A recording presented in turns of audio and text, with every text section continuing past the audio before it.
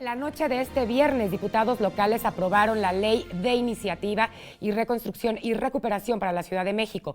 Señalaron que en esta se garantiza que el gobierno capitalino asuma de manera directa una parte importante de los costos, como el pago por concepto de la demolición de inmuebles, así como determinados estudios y dictámenes técnicos. También indicaron que se crean las reglas principales de un fondo integrado con los recursos que para este fin se destinen los gobiernos federales, local y otras instancias.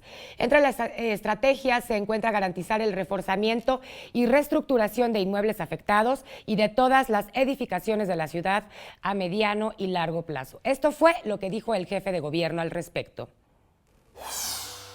Esta mañana, Miguel Ángel Mancera, jefe de gobierno de la Ciudad de México, ofreció un balance de las medidas implementadas tras el sismo del pasado 19 de septiembre. Señaló que la ley de reconstrucción, que fue aprobada el día de ayer por la Asamblea Legislativa, le dará seguridad a las empresas que hacen la reconstrucción. Sin duda va a ser un beneficio la ley. La ley lo que nos va a permitir ahora es tener normas específicas para la reestructuración, normas que ya vamos a poder publicar.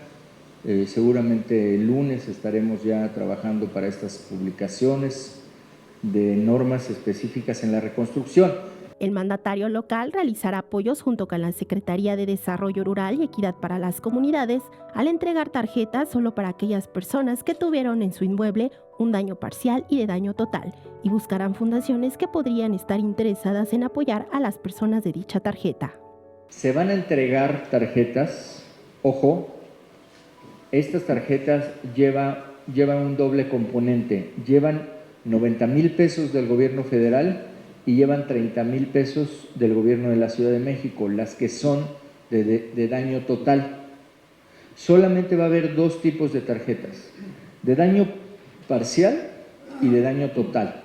No va a haber tarjetas de daño menor, lo cual quiere decir que habrá tarjetas por un monto de 15,000 pesos y habrá tarjetas de 130,000. Miguel Ángel Mancera finalizó con el objetivo que tienen los subsidios de la ciudad, ya que comentó que será una línea para poder ayudar a áreas que sería difícil de lograr en la reconstrucción. Con imágenes de Joel Arias, María José Valencia, 21 Noticias.